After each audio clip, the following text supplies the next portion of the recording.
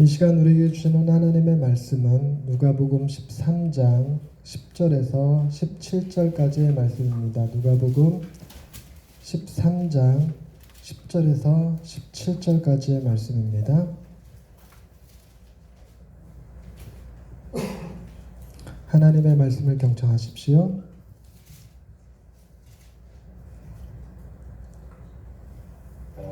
예수께서 안식일에 한 회당에서 가르치실 때 18해 동안이나 귀신 들려 앓으며 구부라져 조금도 펴지 못하는 한 여자가 있더라. 예수께서 보시고 불러 이르시되 여자여, 네가 네 병에서 놓였다 하시고 안수하시니 여자가 곧 펴고 하나님께 영광을 돌리는지라. 회당장이 예수께서 안식일에 병 고치시는 것을 분내어 무리에게 이르되 일할 날이 엿새가 있으니 그동안에 와서 고침을 받을 것이요 안식일에는 하지 말 것이니라. 외식하는 자들아, 너희가 각각 안식일에 자기의 소나 나귀를 외양간에서 풀어내어 이끌고 가서 물을 먹이지 아니하느냐. 그러면 18해 동안 사탄에게 매임받은 이 아브라함의 딸을 안식일에 이 매임에서 푸는 것이 합당하지 아니하냐. 예수께서 이 말씀을 하시매 모든 반대하는 자들은 부끄러워하고 온 무리는 그가 하시는 모든 영광스러운 일을 기뻐하니라. 아멘. 이 말씀 통하여 우리에게 내베푸시기 원합니다. 제가 그저께 목요일 날 서울 장신 우리 제 후배들 동아리 팀켈러 관련 동아리를 만들어서 이제 활동을 같이 하고 있는데 방학 중에 하루 1일 MT로 모여서 집중 공부를 했습니다. 아침 10시부터 저녁 8시까지 했는데 그거 다 이제 잘 마치고 지하 주차장에서 차를 빼는 과정에서 이쪽에 세워져 있는 기둥 하나를 못 보고 그냥 자연스럽게 이렇게 좌회전을 틀다가 아주 그냥 시원스럽게 받아버렸습니다. 그것도 그 후배들이 선배님 안녕히 가세요 하는 쳐다보고 있는 과정. 그거는 그냥 건드리고 그래서 차가 왼쪽 그 운전석 앞쪽이 파손이 됐습니다. 그래서 금요일날 차를 그 수원에 가서 아는 데다 가서 맡기고 버스를 타고 집에 왔습니다. 그러니까 사고 난 것에 대해서 크게 원망이나 불평 같은 건 없습니다. 다치지 않은 것에 일단 감사하고 사고 날 때쯤 됐어요. 오래동안 사고 안 났었기 때문에 사고 날 때쯤 됐고, 그리고 그 사고가 인명사고가 아닌 게 천만다행이고, 네. 근데 버스도 오랜만에 이렇게 타고 왔습니다. 버스 기다리면서 땀 뻘뻘 흘리고 뭐, 그리고 이제 그닥 사람이 많은 시간대가 아니어서 버스도 앉아서 올 수 있었습니다. 네, 오늘날 현대인들의 족쇄라는 걸로 인터넷에 검색을 해보면 제일 먼저 뜨는 게 뭐냐면 스마트폰입니다. 스마트폰이 우리 현대인들을 가두는 족쇄 같은 역할을 하는데 굉장히 공감하시죠? 영화관에서 영화 보는데 그 사람들이 점점 줄고 있는 이유가 2시간 동안 스마트폰을 하지 못하기 때문이라고 대답하는 사람들도 많다고 그러고요. 그 축구 경기, 야구 경기 이거 보러 가는 사람들도 줄어드는 이유 중에 하나가 스마트폰이라고 합니다. 이 교회가 아이들한테 스마트폰 예배 시간에 스마트폰을 못 다루게 해서 이제 아이들이 많이 불편해하고 그랬는데 요즘은 분위기가 바뀌어서 예배 주보를 스마트폰으로 보내서 스마트폰에서 주보도 보고 설교 관련된 자료들도 거기서 보고 동영상도 보고 이렇게 하는 분위기로 좀 많이 바뀌어가고 있습니다. 근데 학교도 역시 마찬가지로 스마트폰을 뺐죠. 몰래 스마트폰을 2개 갖고 다니는데 하나는 제출하고 하나는 쓴다고. 그러니까 스마트폰이 족쇄가 되고 있는데 스마트폰 말고도 현대인들에게는 자동차가 자가용이 족쇄라고 얘기하는 사람들이 있습니다. 그러니까 자가용이 없으면 움직이지 못하는 사람들이 자가용이 족쇄가 되는 거죠. 그러니까 어떤 분이 그런 얘기를 하더라고요. 이런 족쇄에서 자유롭기 위해서는 한 달에 하루 정도는 스마트폰을 사용하지 않고 차도 사용하지 않고 대중교통을 타고 다니는 것이 돼야 된다고 그러더라고요. 그러니까 스마트폰이나 자가용에 내가 자유를 빼앗긴 것이 아니라 내가 자유로운 상태에서 자가용도 사용하고 스마트폰도 사용하고 그러기 위해서라도 한 달에 하루 정도는 그걸로부터 다 떨어져서 살아야 된다는 얘기를 하는데 굉장히 공감합니다. 그런데 현대인의 족쇄라는 것으로 검색해 보면 지금은 스마트폰이지만 10년 전에는 뭐가 떴었냐면 카드가 떴더라고요. 신용카드가 현대인의 족쇄라고 부릅니다. 그러니까 예전에 그런 생각했거든요. 지금 우리가 현찰보다 신용카드를 많이 갖고 다니죠. 저 지갑 아니고 신용카드만 여기 하나 딱 넣어 갖고 다니면 거의 불편한 거 없습니다. 게다가 이거 없어도 스마트폰에 어플로 다 되기 때문에 뭐 상관없는 시대가 돼버리기. 뭐하고 상관없는 시대, 돈하고 상관없는, 현찰하고 상관없는 시대가 돼버렸죠. 통장으로 돈이 들어오고 월급도 들어오고 나는 카드로 쓰고 한 달 내내 일해봐야 돈을 만지는 일은 별로 없이 금액만 머릿속에서 왔다 갔다 한다고 그래요. 근데 이 카드를 쓰게 되면 내가 어디서 무엇 하고 있는지를 누군가가 의도적으로 보려고 하면 볼 수 있다는 거죠. 이게 스마트 카드의 족쇄라고 이렇게 얘기를 하더라고요. 그럼 그 앞서서는 뭐가 족쇄였을까요? 그 앞서서는 가족이 족쇄였다라는 얘기들을 하더라고요. 그러니까 가족이 내가 무엇을 하는 일의 판단 기준이고 무엇을 포기하고 무엇을 해야 되고 할 때 그 기준이 다 가족이었죠. 저도 굉장히 공감하는 부분이 있기는 합니다. 저도 어머니께서 돌아가시기 전까지 어머니의 삶에 많이 중심이 거기에 있었기 때문에 그러려니 합니다. 지금은 자녀들에게 매여 사시는 어머니들 계시죠. 헬리콥터맘이라고 뭐 자녀주의를 뱅뱅뱅뱅뱅뱅 도시는 분들도 계시죠. 우리에게 진짜 자유란 좀처럼 잘 주어지지 못하는 것 같아요.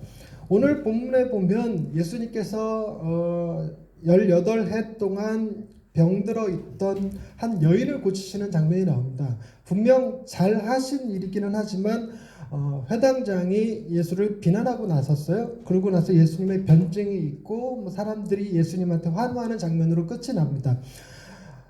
이스라엘 사람들, 유대인들은 안식일에 대한 규정이 굉장히 좀 엄격합니다. 율법 자체에 대해서 많이 엄격하지만 가장 엄격한 거는 안식일 규정입니다. 제가 이스라엘의 성지순례에 갔을 때 이스라엘 호텔에 머물렀는데 엘리베이터 2대 중에 한 대는 층마다 다 쓰는 엘리베이터였습니다. 그러니까 좋은 경험이었죠. 안식일날 호텔에서 머물렀기 때문에. 그러니까 이스라엘 백성들은 안식일날 불 켜고 끄고 하는 것도 일에 해당되기 때문에 안식일을 범하는 거라고 여겼습니다. 엘리베이터도 마찬가지로 버튼 누르는 것이 이제 규정을 어기는 거가 되니까 한 개 엘리베이터는 층마다 다 쓰도록 했습니다. 그럼 그걸 지키냐? 잘 지키더라고요. 어떻게 지키냐면 한쪽 다른 쪽은 그냥 원하는 층 눌러서 가는 거니까 거기 타갖고 다른 사람한테 눌러달라고 저도 몇 번 이렇게 눌러준 기억이 있습니다. 뭐 인터넷에 얘기 들어보면 그런 얘기도 있어요. 이웃집 사람 불러다가 불 켜달라고 얘기하고 불 꺼달라고 얘기하는 사람들도 있다고 하더라고요. 옛날에 이제 안식일에 해서는 안 되는 39가지라고 해서 이걸 지켰다고 하는 규정이 있습니다. 탈무드에 나오는 얘기인데 첫 번째가 바느질을 하면 안 된대요. 바느질 안식일날. 그리고 이제 쭉 있는 것 중에 대부분은 이제 농사일과 관련돼 있어요. 밭 가는 일, 밭 가는 일, 농작물 거두는 일 이런 것들이 쭉 있는데 특이하게 보이는 게 뭐냐면 끈을 묶는 일도 안 되고 묶여져 있는 끈을 푸는 것도 안 된다고 합니다. 그리고 또 이런 것도 있더라고요. 두 글자를 쓰는 건 안 된대요. 한 글자 쓰는 건 되는데 두 글자 쓰는 건 안 되고 두 글자를 쓰기 위해서 두 글자를 지우는 일도 안 된다고 합니다. 피곤하게 살았다 싶어요. 그리고 망치질 하는 것도 안 되고 불 켜고 끄는 것도 안 되고 물건을 한 곳에서 다른 곳으로 옮기는 것도 안 된다고 여겼습니다. 근데 이 안식일 규정에 대해서 이스라엘 백성들은 어떤 생각을 가지고 있었냐면 이런 금지사항 39가지 금지사항을 어기는 사람들은 우상숭배자로 여겼고 이방인들도 반대로 우상숭배자라고 할지라도 안식일을 거룩히 지키면 그 죄를 사함받는다고 가르쳤다고 그래요. 그러니까 안식일이 뭐와 같은 거냐면 그걸 잘 지키면 구원을 얻을 수 있는, 하나님으로부터 구원받을 수 있는 규정이었던 거예요. 그러니까 안식일 규정이 단순히 우리가 생각하듯이 주일날 하루 빠졌다고 혹은 주일날 선님 맞았다고 뭐 병 고쳤다고 그렇게 난리칠 일인가, 우리가 생각하는 거하고는 다릅니다. 완전히 다른 거죠. 우리하고는 뭐하고 비슷한 거냐면 어린 사람이 나이 든 사람한테 반말 찍찍했을 때 승질 확 나는 것 정도. 우리는 유교 문화권이기 때문에 그런 거와 같은 느낌이 아닐까 싶은 생각이 들어요. 그런데 그 안식일날 예수님께서 회당에서 말씀을 전하셨는데 그 자리에 18년 동안 꼬부라져서 조금도 펴지 못하던 한 여자가 있었습니다. 그런데 그 여자가 18년 동안 허리를 펴지 못한 이유에 대해서 본문은 뭐라고 표현하고 있냐면 귀신 때문이라고 해요. 귀신 들려 앓으며 이렇게 써 있죠. 그러니까 귀신 때문이라고 표현하고 있는데 과연 이것이 정말 귀신이 그 질병의 원인인지에 대해서는 신학자들마다 조금씩 달라요. 왜 그러냐면 만약에 귀신이 원인이었다면 예수님께서 하신 그 여인의 병을 고치신 사건은 치유 사건이 아니라 축기 사건이 되어야 돼요. 귀신을 쫓아내는 사건이 되어야 되는데 다른 데서 예수님께서 병을 고치실 때 병 고치시는 것이 아니라 귀신을 쫓아내시는 장면들도 있으니까 근데 본문에서는 이 여인을 고치시기 위해서 귀신을 쫓아내는 게 아니라 병을 고치셨거든요. 여자여 네 병에서 놓였다라고 이제 고치셨는데 그것 때문에 귀신 들려 앓으며 라는 말이 진짜로 귀신이 그 병의 원인이라는 것이 아니라 우리가 쓰듯이 우리도 병마에 시달린다 그러죠. 병 걸린 사람은 병마에 시달린다, 병의 마귀에 걸렸다 이렇게 표현하는데 그런 것처럼 관용어로 쓰인 것이 아니겠느냐라고 얘기하는 분들도 많아요. 그렇게 보는 사람들이 많더라고요. 그런데 이제 예수님의 치유 방식도 참 특이합니다. 이제 일단 선포하시고 그 다음에 안수하시는데 선포하실 때 내용을 가만히 보면 여자여 네가 네 병에서 놓였다라고 과거형으로 쓰십니다. 그러니까 지금 이 여인은 지금 허리를 조금도 못 펴고 있는데 못 펴고 있는 이유가 뭐냐면 자기는 필 수 없는 자라는 생각을 갖고 있다는 거죠. 그러니까 예수님 보시기에는 나았는데 병이 나았다는 사실을 인지를 못하고 있는 것이라는 거죠. 마치 뭐와 같냐면 왜 실험 중에 코끼리 다리에 이 낚싯줄 묶어갖고 기둥에 묶어놓으면 코끼리가 이렇게 도는 반경이 있는데 낚싯줄 끊어놔도 그 반경에서 벗어나지 못한다고, 자유롭게 됐는데도 불구하고 반경을 벗어나지 못한다고 하는 것과 비슷한 거 아닐까 하는 생각이 들었어요. 그런 의미에서 여러분 예수님께서 안수하셨다라는 것은 무엇을 의미하냐면 이 여인에게서 병을 고치시거나 여인에게 있는 마귀 귀신을 쫓아내거나 하는 것이 아니라 이 여인에게 무엇을 주고 있냐면 병 나섰다라고 하는, 그래서 허리를 필 수 있을 거라고 하는 확신을 심어주는 행위가 안수이지 않았을까라는 생각을 합니다. 여러분 우리에게도 동일한 생각이 드는데 여러분 우리도 예수 그리스도로 말미암아 우리의 구원이 확정되었습니다. 하나님의 자녀가 되었고 이미 우리는 천국의 상속자, 하나님 나라를 유업으로 이을 자가 되었는데 우리는 그 사실을 잘 못 믿죠. 그러니까 예수님께서 하시는 일이 뭐냐면 우리를 구원하시는 사역이 아니라 이미 구원하신 것을 믿게 하시는 사역이라고 할 수 있겠습니다. 그렇다면 여러분 하나님의 말씀을 증거해야 될 저 같은 설교자의 역할도 역시나 어떻게 해야 구원받는지에 대한 설교를 할 것이 아니라 이미 받은 구원을 확신할 수 있도록 그 예수님께서 행하신 일로 말미암아 우리가 구원받았다는 사실을 알게 하도록 하는 것에 포커스가 맞춰져야 되는 것 아닐까 하는 생각이 듭니다. 그런데 이 사건에 대해서 여자의 반응과 회당장의 반응은 극과 극을 이루었습니다. 여자의 반응은 하나님께 영광을 돌리죠. 하나님께 영광을 돌렸다라는 말 자체가 어떤 습관적인 행위, 유대인들 몸에 배어있는 감사한 일이 생기면 하는 하나님께 습관적으로 드리던 영광일 수도 있고, 다른 한편에서 보면 예수님께서 그 앞서서 회당에서 말씀을 전하신 이후에 병을 치유하신 사건이니까 그 예수님이 하나님의 아들이라는 사실을 신뢰한 것 아닐까 하는 생각도 있습니다. 여러분 예수님이 하나님의 아들이라는 얘기는 우리식으로 생각할 때 하나님이 계시고 아들이 계시면 그 둘은 다를 거라고 여기지만 이스라엘 사회에서 아들은 아버지와 동일한 존재였습니다. 그러니까 예수님께서 당신을 하나님의 아들이라고 부르면 그 말인즉슨 내가 곧 하나님이라는 뜻이 되었고 이건 신성모독이었으며 돌로 쳐 죽여야 될 대상이었습니다. 근데 예수님이 이 말씀을 하실 때 여인은 믿었는데 회당장은 그러한 사실에 대해서 상징적으로 혹은 예화나 비유 정도로 걸러들었을 것 같아요. 이스라엘 백성을 가리켜서 구약에 하나님의 아들, 하나님의 자녀라는 표현이 나오는데 그것은 다 비유였고 상징이었기 때문에 예수님께서 쓰셨던 하나님의 아들이라는 표현도 비유나 상징적으로 이해했을 수도 있습니다. 어찌됐건 여자는 하나님께 영광을 돌지만 회당장은 비난하고 나섰습니다. 그런데 회당장이 화를 내는 이유에 대해서 본문에 보시면 14절에 회당장이 예수께서 안식일에 병 고치시는 것을 분냈어요. 회당장이 예수께서 안식일에 병 고치는 것, 병 고치는 게 아니고 안식일에 그 일을 한 것에 대해서 분을 냈는데 그 분을 예수님한테 직접 낸 게 아니라 무리를 향하여 냈습니다. 보세요.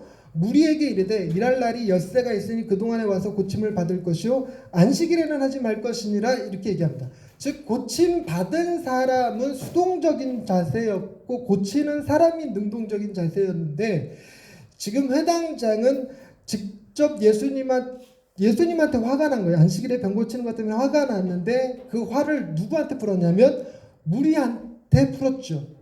그러니까 강한 자 앞에서는 약하고 약한 자 앞에서 강한 모습을 보였고 다른 식으로 얘기하자면 무리를 빗대어서 누굴 야단치고 있는 거냐면 예수님을 야단치고 있는 겁니다.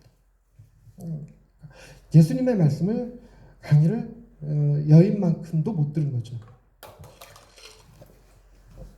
그런데 회당장이 이렇게 말했던 이유는 출애굽기에 나오는 십계명의 규정 때문에 그렇습니다. 우리가 십계명 규정 중에 안식일을 기억하여 거룩히 지키라라는 규정이 있습니다. 몇 계명일까요?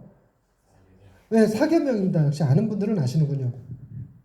그 안식일 규정에 보면 여러분 뒤에 성경책에 십계명이 나오죠. 그걸 한번 참고해서 보시면 4계명이 이렇게 되어 있습니다. 안식일을 기억하여 거룩하게 지키라. 엿새 동안은 힘써 내 모든 일을 행할 것이나 여기에 막 포커스가 맞춰져 있는 거죠. 엿새 동안에 힘써 행하면 될 일을 왜 굳이 안식일에 와서 하느냐 하는 겁니다.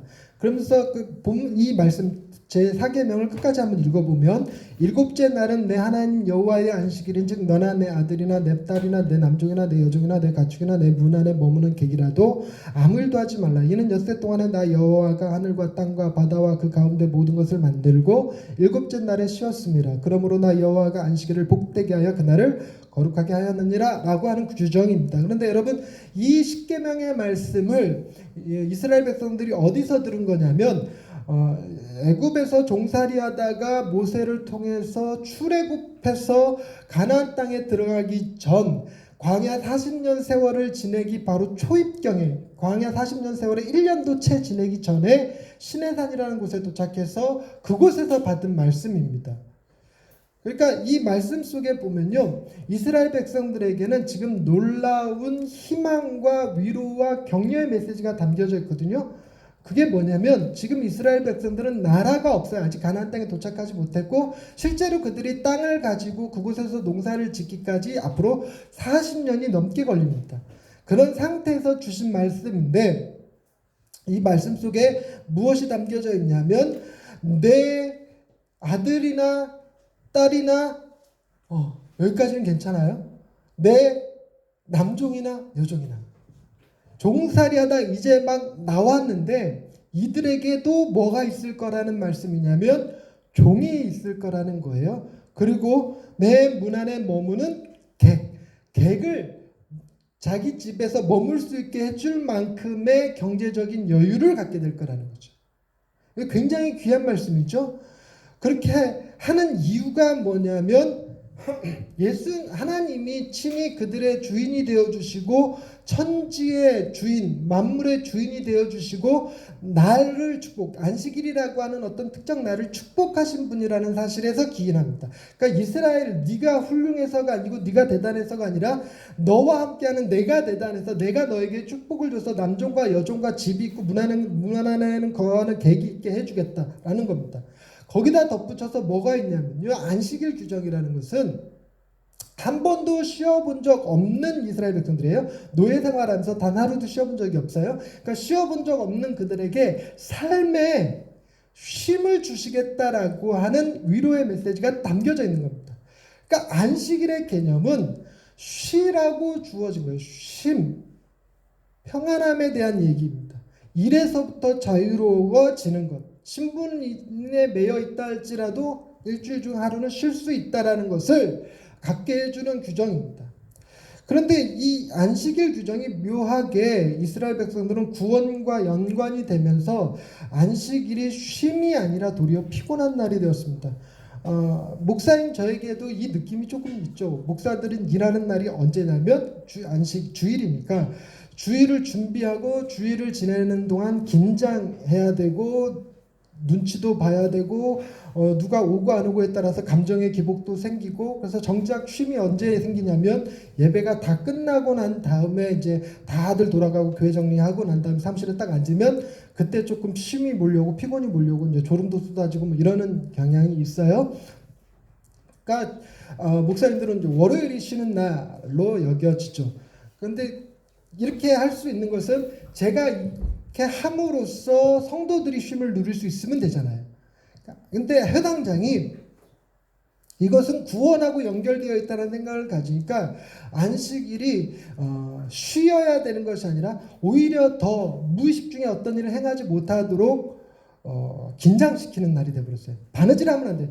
무의식 중이라도 불 켜면 안 돼. 불 끄면 안 돼. 물건을 들어 옮겨서도 안 되고 글씨 써도 안 돼.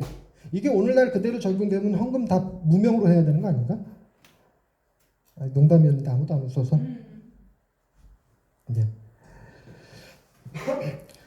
그런데 이 일에 대해서 예수님이 이런 말씀을 하십니다. 15절 말씀. 주께서 대답하여 이르시되 외식하는 자들아, 즉 말하는 것과 행동하는 것이 서로 다른 존재들아,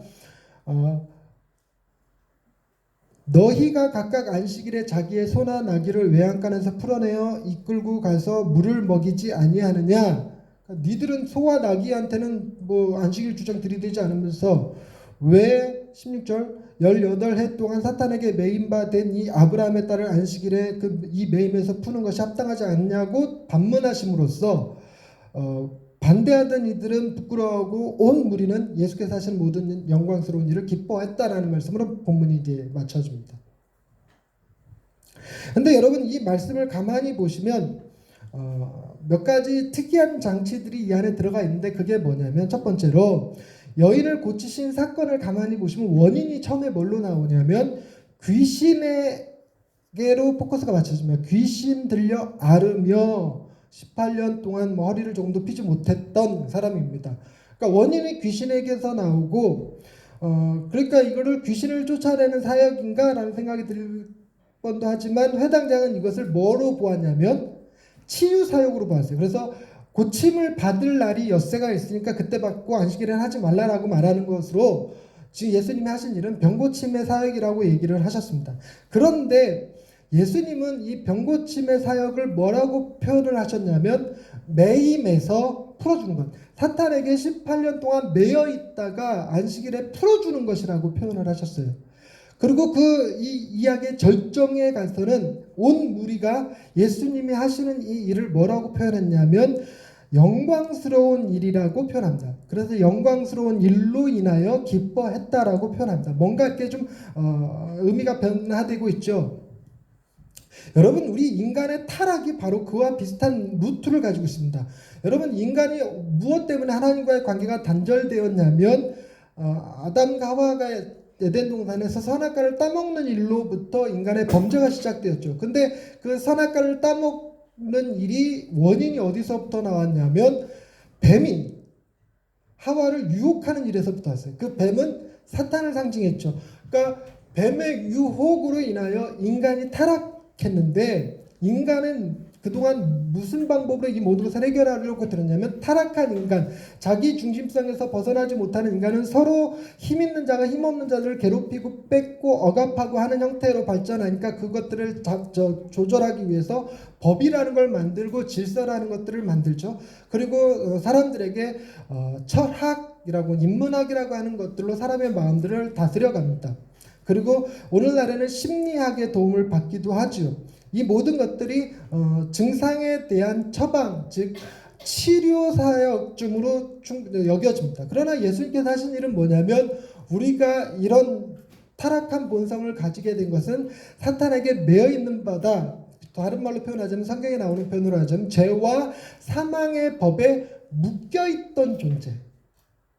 사망의 법에 묶여있던 우리를 자유롭게 하시는 것, 즉 그 법에서부터 매여 있는 것을 풀어주시는 사역이라고 할 수 있습니다. 근데 그 풀어주시는 사역을 우리 눈에는 어떻게 보이냐면 주님이 행하신 하나님의 영광스러운 일이어서 그 사실 하나로 매임에서 풀어진 우리가 죄와 사망의 법에서 벗어나서 생명의 성령의 법에 매여 있는 자들이 되어서 하나님께 찬양하고 경배할 수 있게 되어지는 것, 이 모든 일을 지금 18년 동안 병들었던 사람을 고치는 장면 안에 누가가 이런 표현들로 압축시켜 놨어요. 그러니까 18년 동안 병들어서 병고침 받았던 이 사람이 곧 누구이냐면 오늘날 저와 여러분인 겁니다. 우리를 위해서 주님이 행하신 일이 무엇이었는가? 그것은 우리를 그 매임에서 풀어주시고 그 일로 말미암아 세상의 비난을 받으시고 하나님 앞에 버림받으신 사건, 그래서 우리가 그 일로 말미암아 하나님 앞에 예배할 수 있게 된 사건, 이것이 오늘 이야기의 중심이 되겠죠. 그런데 이 일을 포커스가 매임이라고 생각한다면 이 회당장에게도 큰 은혜가 될 수 있었습니다.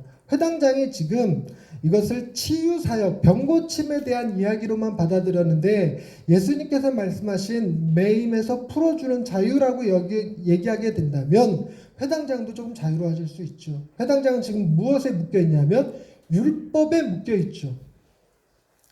율법에 묶여있습니다. 그리고 이스라엘 역사는 지금 어디에 묶여있냐면 로마의 압제에 묶여있습니다. 예수님이 말씀하시는 매임에서 풀어주는 일은 그들에게도 정말 필요한 일이었습니다.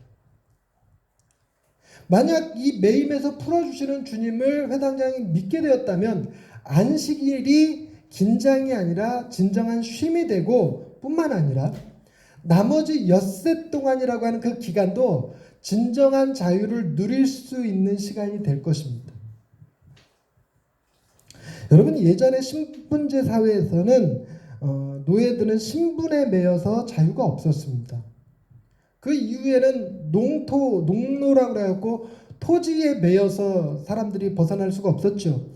그 다음 시절에는 노동자라고 하는 신분인데 그 노동자는 또 뭐에 묶여 사냐면 돈이라는 것에 묶여 살았습니다. 그리고 현대인들은 스마트폰에 묶여 살고요. 그런데 우리가 이런 것으로부터 진짜 자유를 누리기 위해서는요, 우리가 하나님의 자녀라는 사실, 그것으로 인하여 오는 안정감과 흔들리지 않는 정체성을 갖게 될 때 비로소 쉼을 누릴 수가 있습니다. 이게 무슨 얘기냐면, 여러분, 우리가 일을 하는 이유와 목적이 무엇이냐면 첫 번째는 먹고 살기 위한 거죠. 돈의 문제입니다. 그리고 두 번째는 그 일을 통해서 자아 실현을 합니다. 자기 존재가 어떤 존재라는 것을 드러내는 거죠. 당신 누구십니까? 라고 물어보면 대개 뭐와 관련돼서 자기를 표현하냐면 자기가 하는 일과 관련해서 얘기합니다. 저 같은 경우도 목사입니다 라고 얘기를 하죠. 우리나라는 특히나 장관이나 교장을 하시게 되면 죽는 날까지 장관이고 교장이죠. 그 은퇴를 하셨어도 퇴임을 하셨어도 교장님이라고 부르고 장관님이라고 부릅니다. 그러니까 그런 것이 우리의 정체성을 이룹니다. 그러니까 연예인들 같은 경우에 더 이상 무대에 설 수 없는 사람 시절이 오면, 은퇴해야 될 시절이 오면 굉장히 힘들다고 그래요. 마치 자신이 살아있지 못한 것 같은, 이제 죽은 것 같은 존재라고 느낀다고 합니다. 정체성이 어디서부터 오냐면 사람들의 환호 속에서 자기의 정체성을 찾기 때문에 그 환호 속에서 찾는 정체성은 날이 갈수록 환호가 더 커져야지 줄어들면 정체성이 흔들려 버립니다. 그렇게 되면 더 일에 몰두하게 되고 마약을 해서라도 약물에 의존해서라도 자신의 명성을 유지하려고 애를 쓰게 되죠. 오히려 그것이 사람을 망치는 데도 불구하고요. 그러니까 참 진정한 일로부터 진정한 자유를 누리게 되면, 여러분, 우리가 하나님으로부터 먹고 사는 문제가, 하나님께서는 공중에 나는 새도 들에 피는 백합화도 먹이고 입히시는 하나님이라는 사실을 믿고 하물며 우리일까 보냐, 우리도 하나님께서 먹이고 입히시고 기르시는, 우리를 돌보시는 분으로 믿을 수만 있다면 우리의 하는 일은 내가 먹고 살기 위한 일이 아닌 겁니다. 그리고 내가 하나님으로부터 충분히 그 안에서 자녀됨의 만족을 누린다면, 정체성에 대한 흔들리지 않는 하나님께서 나를 사랑하신다라고 하는 사실을 신뢰할 수만 있다면 우리는 무엇으로부터 자유롭게 되냐면 일을 통해서 나 자신을 드러내려고 하는 욕심으로부터 자유롭죠. 그러면 어떤 일이 벌어지냐면 우리는 일 그 자체로 사랑할 수 있게 됩니다. 일 그 자체로 살아간다는 말의 의미도 하나님께서 내게 주신 달란트와 재능을 가지고 하나님의 나라의 영광을 위해서 나의 일을 사용할 수가 있게 돼요. 저 같은 경우는 이렇습니다. 먹고 살기 위해서 목사가 하는 것이 아니라 유명해져서 목사로서 훌륭한 사람이라는 칭찬을 받기 위해서가 아니라 하나님의 말씀이 대중에게 어떤 인기를 끌지 안 끌지와 상관없이 나는 하나님 안에서 충분히 만족스러우면 하나님의 말씀을 온전히 전할 수 있는, 그것 자체로 사랑할 수 있는, 사람들의 칭찬과 이로 인해서 보답이 없어도 얼마든지 나는 이 일을, 설교하는 일을 즐길 수 있는 사람이 된다는 것입니다. 즉 다른 얘기로 말하면 하나님을 제1우선으로 사랑하게 되면 나머지 것들이 질서를 잡을 수 있게 돼요. 그 질서 속에서 우리가 진정한 자유를 누리게 된다는 것입니다.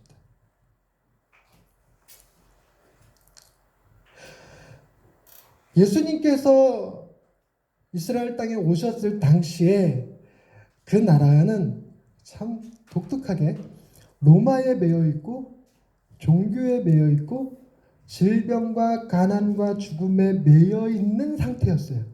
그러니까 모든 것이 다 매여 있는 상태였죠. 그런데 주님이 오신 사역이 뭐냐면 그 매여 있던 백성들 가운데 오셔서 그 모든 매임을 풀어주셨는데, 어떻게 풀어주셨냐면 그 매여있는 사람들의 마지막 가야 될 정점, 즉 가장 잔혹한 죽음, 그 죽음의 자리를 주님이 대신하심으로 모든 억압과 핍박과 비난과 조롱을 주님이 한 몸에 받으시고, 심지어 하늘의 태양이 빛을 잃고 하나님 아버지로부터 외면받으시는 그 자리에까지 가심으로 그 가장 극단적인 장소에서 모든 걸 다 풀어버리셨어요. 죽음마저도 풀어버리셨죠. 그리고 부활하셨습니다. 그래서 우리는 그 십자가를 통해서 하나님의 자녀가 될 수 있었고요. 종교가 아닌 우리는 복음을 들을 수 있게 되었습니다. 종교와 복음은 어떤 차이가 있냐면, 종교는 내가 무엇을 해야지만 하나님께서 나를 받아주신다라는 개념이 종교입니다. 그래서 우리는 하나님께서 나를 축복하시고 나를 인정하시고 나를 받아주시기를 바라는 마음으로 하나님이 기뻐하시는 일을 해야 돼요. 회당장과 같이 안식일에는 병 고치면 안 돼요. 심지어 병 고침을 받으러 나와서도 안 돼요. 그게 종교입니다. 그러나 복음은 하나님께서 나를 먼저 받아주셨음을 믿고 나를 용서하시고 용납하시고 사랑하심을 믿고 그것에 대한 나의 반응으로서 찬양과 경배와 감사를 드리는 것, 그게 복음입니다. 복음의 포커스는 나에게 있는 것이 아니라 나를 위해 행하신 하나님의 사역에, 즉 예수님의 사역에 그 포커스가 맞춰져 있는 게 복음입니다. 그러니 우리가 어떻게 살아야 된다가 중요한 게 아니라 나를 위해서 주님이 행하신 일이 무엇인지를 알고 배우고 믿고 신뢰하는 일이 중요한 거죠. 그게 복음입니다. 뿐만 아니라 예수 그리스도는 우리에게 죽음마저도 두려워하지 않을 수 있는 부활의 소망을 주셨어요. 부활이라고 하는 이 놀라운 개념은 우리로부터 잃어버렸던 것들까지 다 회복하게 해주시고, 우리가 억울함을 느꼈던 것, 불합리함을 느꼈던 것들이 다 해소되게 해주시는, 정말 완전한 회복이 이루어지고 완전한 자유가 주어지는 그 부활이라고 하는 것을 꿈꾸게 해줍니다. 제 말씀을 정리하려고 합니다. 여러분, 이 여인이 아브라함의 딸로서 그 안식일 날에 매임에서 풀렸습니다. 매임에서 풀렸다고 해서 그 여인은 아무 것에도 소속되지 않는 진정한 자유로운 자가 되느냐? 여러분, 자유란 아무것도 나를 억압하지 않는 상태를 자유라고 하지 않습니다. 그건 자유가 아닙니다. 여러분, 자유는 사랑이 포함되어 있어야 돼요. 여러분, 우리가 자녀를 사랑하기 때문에 자녀에게 기준을 맞춰서 나의 자유를 억압합니다. 억압한다는 말은 좀 웃기고 조절합니다. 그래서 아이 학교 갈 시간에 일어나야 되고 때 맞춰서 밥을 먹여야 되고 아이들과 시간을 보내줘야 되고 합니다. 아이들이 어릴 때는 더 심했죠. 아이들이 밤에 기저귀 갈아줘야 되고 우유 먹여야 되고 하는 일들을 하는 거죠. 무엇 때문에 그런 구속을 받는 겁니까? 사랑 때문입니다. 사랑 때문에. 나는 진짜 자유로운 영혼이 되고 싶어. 그리고 사랑도 자유롭게 하고 싶어. 그런 사람은 도저히 사랑할 수가 없어요. 사랑은 특정한 사람에게 내 자유를 제한시키는 겁니다. 그래서 진짜 자유라는 것은 뭘 의미하는 거냐면 아무것도 제약을 받지 않는 상태가 아니라 진정한 자유는 올바른 제약을 선택하는 것입니다.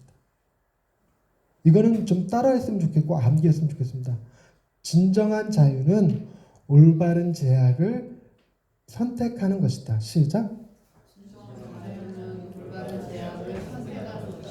여러분, 우리를 얽어매는 다양한 제약들이 있는데 그 제약들 중에서 우리를 사랑해서 우리를 위해서 우리를 사랑해서 우리를 위해서 희생하실 수 있는 그분의 제약이라면 그분 안에서 우리가 진정한 자유를 누릴 수가 있습니다. 즉 자녀들은 자녀가 자녀를 사랑해주는 자기 부모님 밑에서 제약을 받을 때 자유로울 수 있는 거지 다른 부모님 밑에서 제약을 받으면 자유로운 게 아니거든요. 그러니까 결론적으로 말씀드리면 우리가 진정한 자유를 누리기 위해서는 우리를 위해서 우리의 모든 죄를 짊어지신 예수 그리스도 그분의 제약을 받아들이는 겁니다. 일주일에 하루 예배 드리는 것을 기뻐할 수 있고 내가 가진 재산에 내가 가진 소득의 10분의 1을 구별하여 내어드릴 수 있고 내가 가진 시간의 일부를 떼어드릴 수 있고 원하시면 내 삶을 그분한테 온전히 드릴 수 있는 그 제약을 받아들이는 것, 그게 진정한 자유를 가져옵니다. 기도하십시다. 하나님, 우리는 다양한 것들에 매여 살아갑니다. 일에 매여 있고 자신의 명예에 권력에 정체성에 매여 있습니다. 돈에 매이고 스마트폰에 매이고 이 땅의 문화 속에 매이고 그리고 가족들에게 매이고 여러 가지로 매여 있지만 우리의 삶에 매여 있는 모든 것들이 하나님께 매여 있는 것으로 질서를 잡아갈 수 있게 하옵소서. 하나님 안에서 우리가 순종할 때 비로소 우리의 모든 매임이 풀어지고 질서가 잡히고 우리의 삶에 자유가 임하게 될 줄로 믿습니다. 우리를 위하여 우리의 모든 매임을 풀어주시기 위하여 십자가를 지신 주님 바라보면서 그 안에서 기뻐하며 만족할 수 있는 예양의 식구들 다 되게 해 주옵소서. 예수님의 이름으로 기도드립니다. 아멘.